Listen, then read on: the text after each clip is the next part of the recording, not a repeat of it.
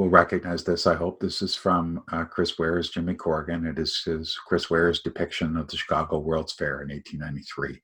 And I thought it'd be appropriate, both because it's the book we're about to start talking about, and because this way I can practice a form of virtual social distancing. I'm nowhere near those people down there. They're all going to die. Sorry. So our next book, our last book, a comic book. I only started reading comics seriously for this course. I began teaching the course in 2003. And in 2004, the New York Times magazine ran a cover story suggesting that the graphic novel might replace the novel as the literary form of our time, just as the novel had replaced poetry in the 20th century. So for that reason, comics, or a particular kind of comics, what has come to be called the graphic novel or graphic fiction, seemed to be something that I should include in a course that is called Literature for Our Time. The problem was that I didn't know a great deal about comics. So I did what you do when you don't know much about a particular field, and that is that I looked for the book that all the other books in the field kept referring to. For comics, that book was, and I think still is, Scott McCloud's Understanding Comics, The Invisible Art, published in 1993. It's a comic book about comic books. I've taught aesthetic theory at the graduate level. My expectations of a book about art, in particular a theoretical book about art, are pretty high. His book, his comic book, met those expectations and then some. It is very, very sophisticated, not only about its own subject, but also about the theoretical concepts that we have developed in the West over the last couple of thousand years to talk about art. It's a very learned book. So here are some things that I picked up in my crash course in comics that I hope you'll find interesting and helpful as you're reading Jimmy Corrigan. A lot of what I have learned comes from Scott McCloud. Some comes from the cartoonist, Canadian cartoonist Seth and Chris Ware, both of whom have been guests in this class in past years. Some comes from Peter Berkamo, who's the owner of the Beguiling comic book store in Toronto, and some from Sean Rogers, who was formerly the comics critic for the Globe and Mail. So McCloud starts by trying to define his subject. What are, or what is, comics?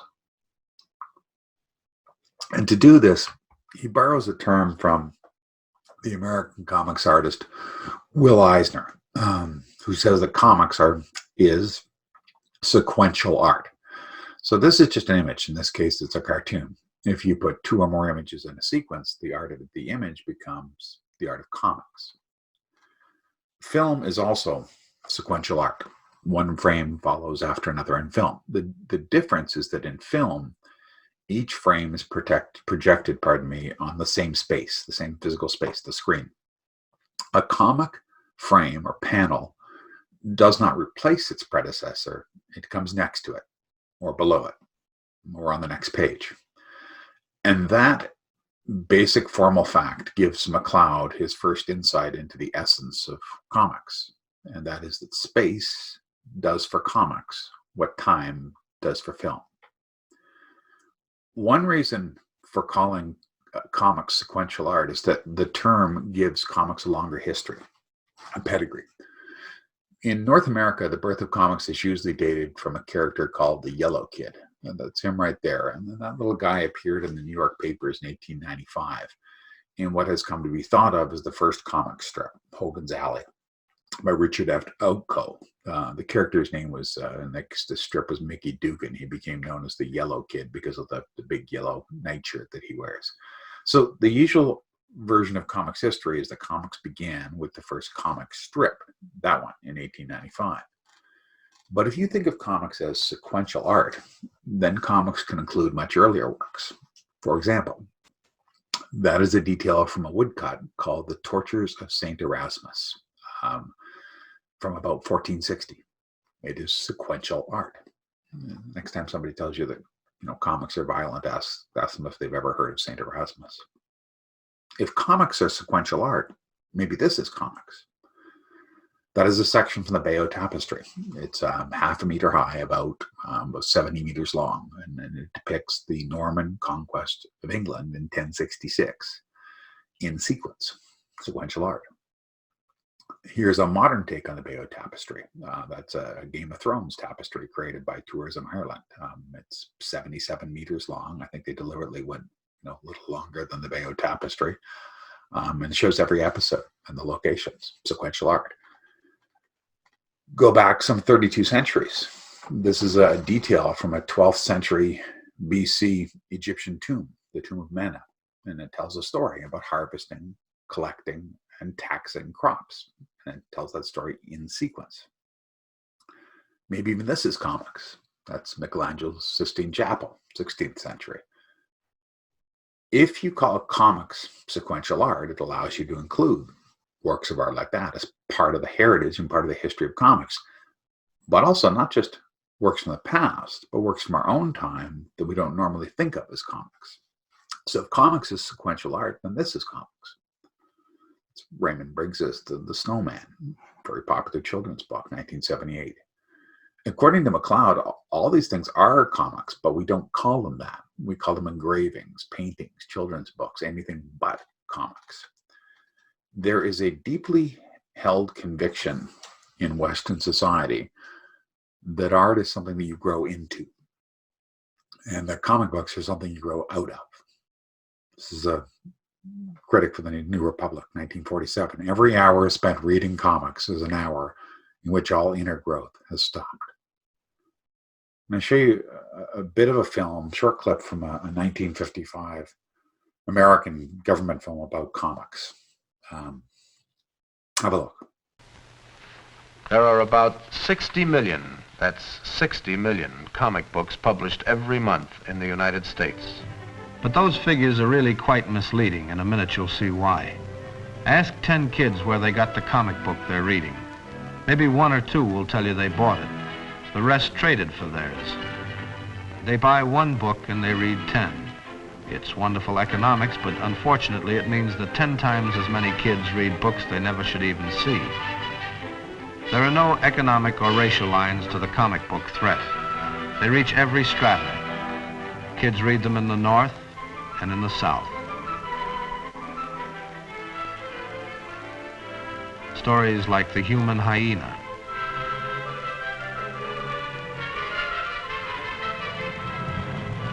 stories like Time to Die. They read them in living rooms in Dubuque and alleys in Manhattan. They read them in tree houses. They read them tucked into their notebooks in classrooms. And at night they dream about them.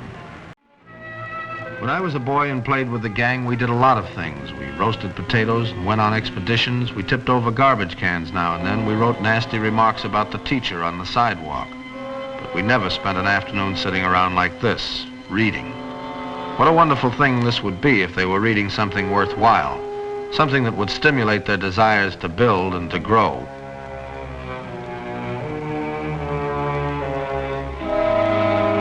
But they're not reading anything constructive. They're reading stories devoted to adultery, to sexual perversion, to horror, to the most despicable of crimes.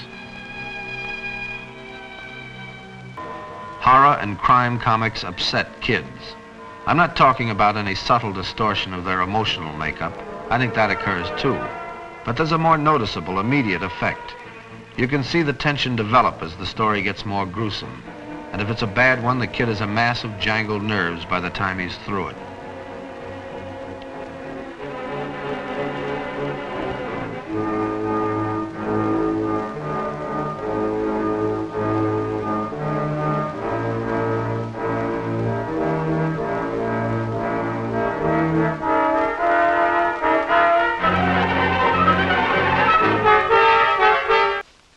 You want to give me your name, son? David Freeman. And how old are you? 11. Tell me how comic books make you feel, Dave. Well, they don't make me feel too good. A couple of times I read a comic book, I threw up. The particular concern about comics in the 1950s was content, especially sex and violence, horror comics, that sort of thing. And that gave rise to what was called the Comics Code Authority in the United States, a self-regulatory body that would police its content. The more general prejudice against comics comes from a relatively modern concern with mixing art and commerce. We know poetry is art because few people read it. We know that avant-garde jazz is art because few people listen to it. Pop music, comics, commercial movies, these things are not art because many people like them and will pay for them. So the thinking goes. MacLeod says that that cultural prejudice against comics goes back a lot farther than the modern barrier, relatively modern barrier we've created between high and mass culture, a barrier that people like T.S. Eliot helped to create. He finds the origins of this barrier in our 2,000-year-long education in the West into the idea that words and pictures are separate arts and that they must be separate to be art. So there wasn't always a clear distinction between them, right? Between pictures and words. Most written languages developed from pictures, then became pictographs, and finally completely abstract alphabets, and finally, poems. So pictures and words started out together, but as artists perfected their techniques and writers perfected theirs, the two arts got pushed into separate corners. So that this is art, and this is art, but this is not. And this is not. That one's from the first issue of the rebooted Black Panther comic. I think MacLeod exaggerates this point a bit. There is accepted art that combines pictures and words. In limited manuscripts, for example, medieval limited manuscripts, the illustrated poems of William Blake, a fair bit of contemporary stuff. He also blames it for too much. There are other reasons why comic books are not generally considered art. One of which is that it is a medium, like advertising, with a very high incidence of repetition and a very low incidence of innovation, which is a technical way of saying that although, of course, comics are art, a great deal of it is not good art. But that is true of any medium, of any art. 95% of paintings aren't any good either. We just don't see them because they never make it into our galleries. There is nonetheless something to MacLeod's complaint. We generally do keep our precious books and our precious paintings in different buildings. We generally do think of them as separate arts. We keep literature and art in separate departments in universities, for example, which is one reason that I try not to in this class. I said in our first class in September that readers make literature happen. The literature is not a thing, it is an action. The literature is something that you make happen. It's a verb, not a noun. According to Scott MacLeod, that is true, maybe even more true, of comics. He calls comics, his subtitle, the art of the invisible. So when you meet a character in a novel, he or she has been particularized with details. His name is Mr. Ramsey, he lives in Britain, he has really nice boots. You might identify with that character because you share some of that character's experiences or feelings, but you still know that he's Mr. Ramsey and that you're not because the details differ. Comic characters are depicted much more abstractly, much more iconically than literary characters. They're not as detailed physically or psychologically. MacLeod argues that because the cartoon image is more universal than the realistic image, they are a kind of blank slate that readers can easily project themselves upon. I asked Chris Ware why the main characters in Jimmy Corrigan are all bald, and that was his answer, to make them more iconic. It's young Jimmy there and his grandfather. Of course, when I asked him that question to the students in the class, an equally obvious answer occurred to them, which is that Chris is bald. There's a bald guy interviewing a bald guy talking about why we have bald characters. Anyway, Ware almost never shows the faces of his secondary characters. It is clearly deliberate. Hiding other faces concentrates the reader's emotional attention where he wants it, usually on Jimmy. But it also forces readers to imagine emotions in the hidden faces, to fill in their responses. So it might seem that we read comics usual argument for why we read comics is that they're less demanding than a book. But McLeod says that they demand the reader's active participation to come alive. Not all comics are as abstract as that smiley is, but even the more realistic ones employ some measure of iconic simplification. Comics artists do not do this just to cut down on work. That is part of the reason for it. If you're drawing many of these things by hand, simplicity is good. They also do it to increase the level of audience identification, of the ability of the audience to identify with the character. And that is one reason why comics have historically had such mass appeal, because anybody can see themselves in Mickey Mouse. Think back to Charlie Chaplin from the first term. The reason Chaplin was the most recognizable figure in the world was because he was the iconic little guy, the little tramp. The point is that it takes the audience to make that smiley come to life. It takes the audience to make Charlie Chaplin come to life. There is no life here except that which you give to it. The aspect of comics that requires the most from the reader is not what it shows, it's what it doesn't show. That is the space in between the panels, what is called the gutter.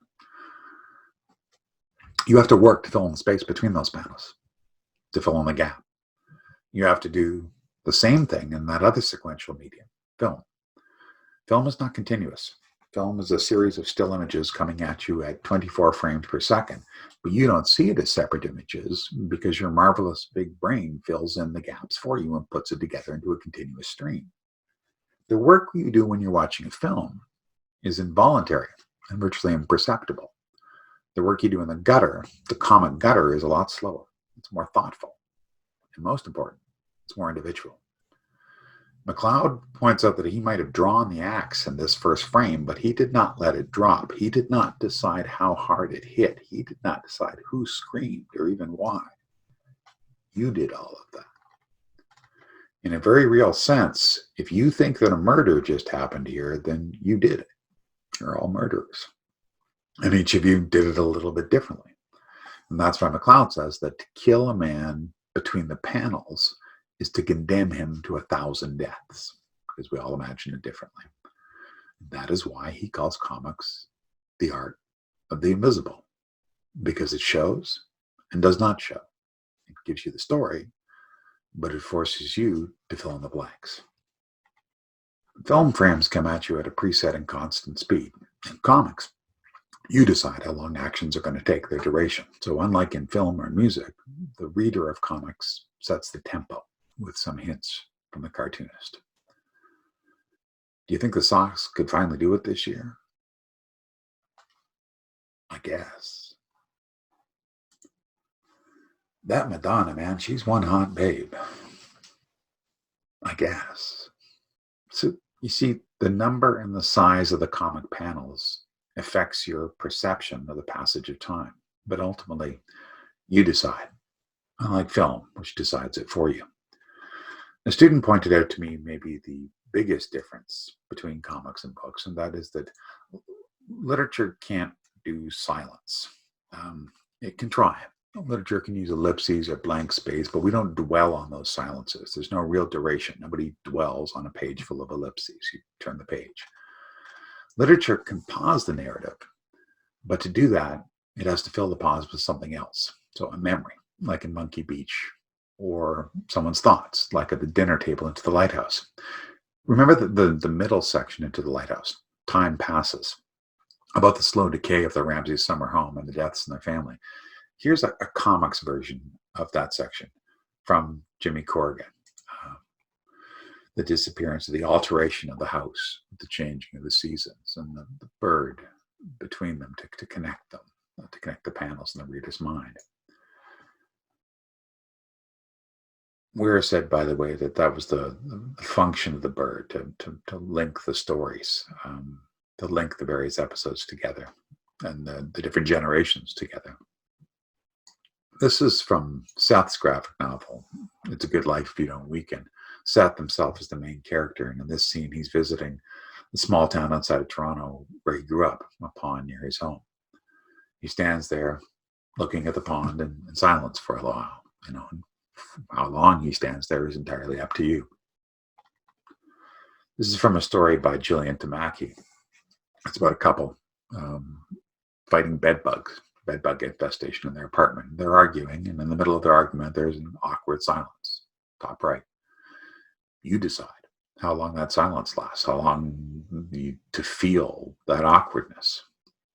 There's a short, apparently irrelevant scene early in Jimmy Corrigan in which Jimmy sees something that makes him happy on the television, and he tries to take a picture of it, but the image won't stop moving. The solution is the comic's image. Look as long as you like. The comics creator asks us to join in the silent dance of the seen and the unseen, the visible and the invisible. This dance is unique to comics. No other art form gives so much to its audience while asking so much from them as well. This is why I think it's a mistake to see comics as mere hybrid of the graphic arts and prose fiction. What happens between these panels is a kind of magic only comics can create. That's a Jimmy Corrigan story that never made it into the book from Ware's comic book. It's just called The Acme Novelty. This is number 10 in the comic book. Jimmy is a young boy in this story, living with his mother and her boyfriend, and who Jimmy hates. The boyfriend hates the boyfriend. The boyfriend eventually steals money from Jimmy's mother to buy cruise tickets for them all to Acapulco.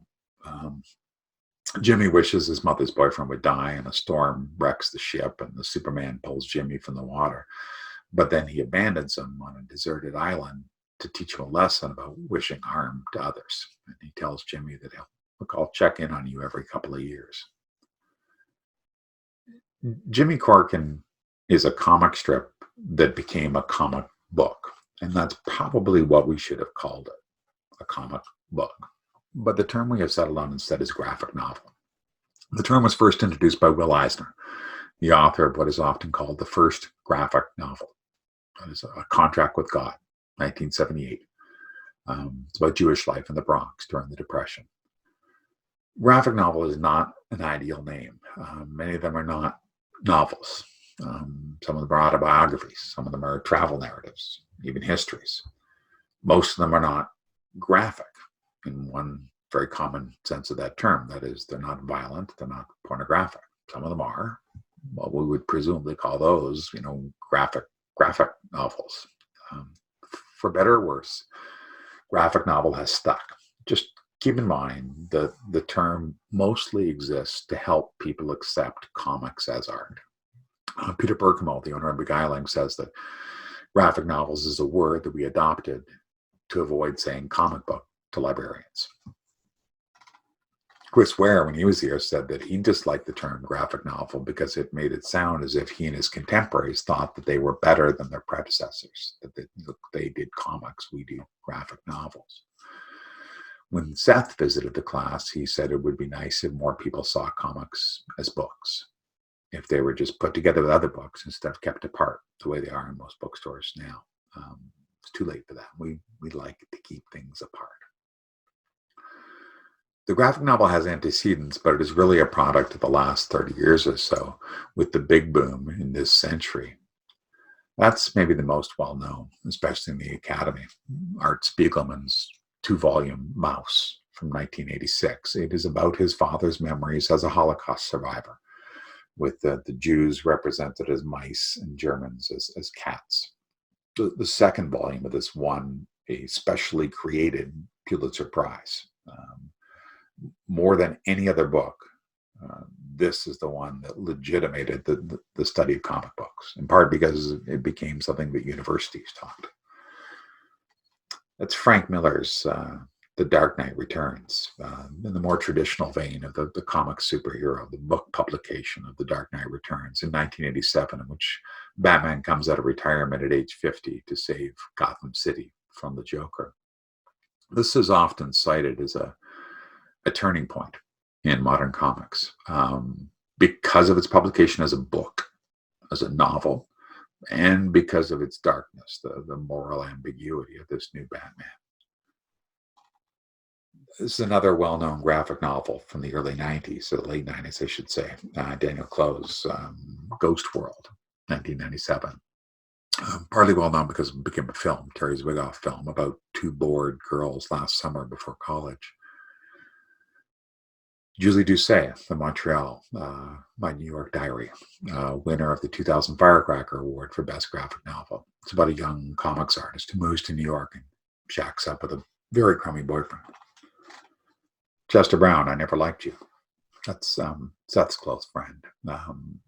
Very prolific and very important, very talented cartoonist. His more recent work, he did a historical graphic novel about Louis Real and an autobiographical one about sex workers. It's called Paying for It. It's a Good Life If You Don't Weaken by Seth, 1996. This is the first Canadian comic book to follow on the path of Mouse and Ghost World and make the crossover from underground to mainstream.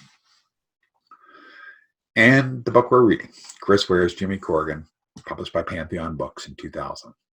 Selected as one of the best books of the year by the Village Voice and Time Out magazine in New York.